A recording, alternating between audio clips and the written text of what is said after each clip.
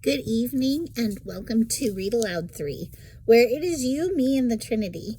And today we are reading the third chapter of Ezra. And I accidentally, I don't think it even posted, so it's nothing.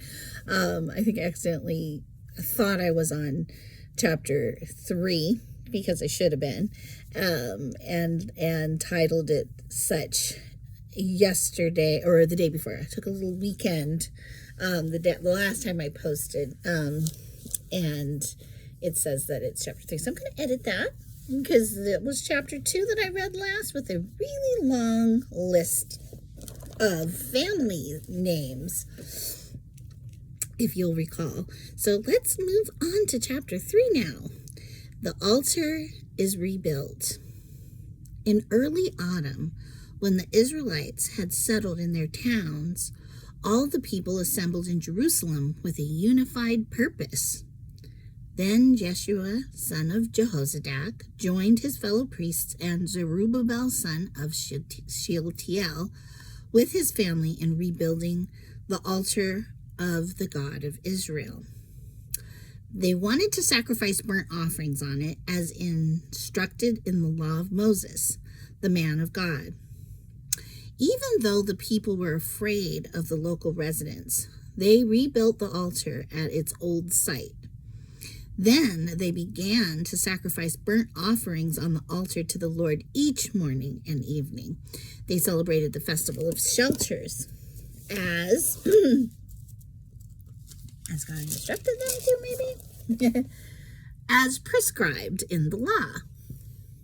In other words, sacrificing the number of burnt offerings specified for each day of the festival.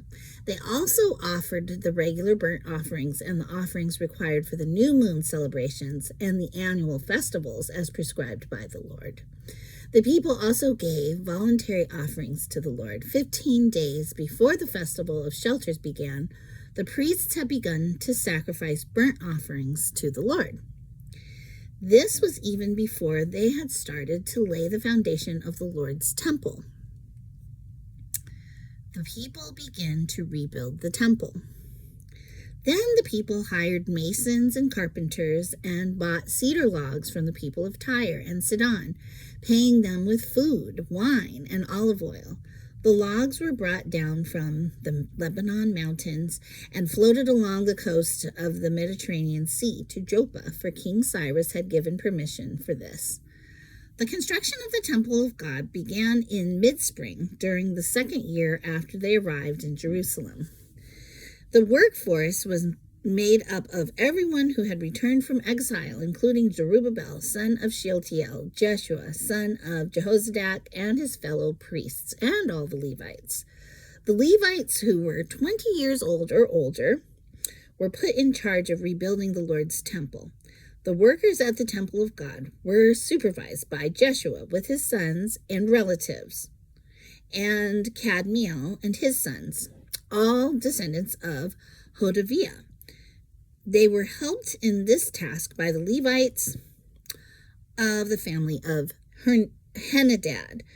When the builders completed the foundation of the Lord's temple, the priests put on their robes and took their places to blow their trumpets, and the Levites, descendants of Asaph, clashed their cymbals to praise the Lord, just as King David had prescribed.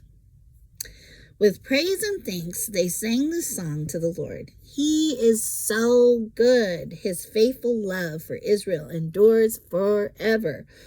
Then all the people gave a great shout, praising the Lord because the foundation of the Lord's temple had been laid. But many of the older priests, Levites, and other leaders who had seen the first temple wept aloud when they saw the new temple's foundation.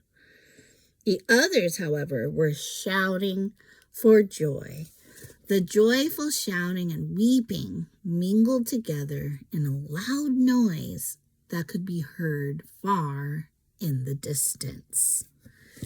Wow, that is so interesting. Just the sadness of something that had had been destroyed from the past, mingle with the joy of something that was new.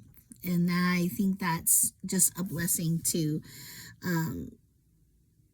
kind of see that even if there's missing of something that had been a certain way in the past, that doesn't mean that the something new can't be a new foundation and actually as prescribed, and it can also be the right thing to do in service to God.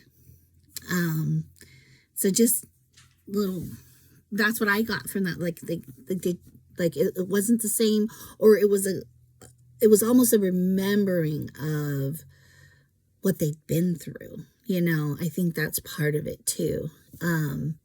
Because it's still, they're doing exactly what they were prescribed to do. So I don't know that it was anything really different. Obviously, it was new because it was something that had begun out of exile once they had returned from exile. So I just think that's a beautiful thing to know, that like we can remember the things we've been through while praising God. Don't get stuck there in the past. Okay. Happy New Year again to you, and God bless. I will see you tomorrow.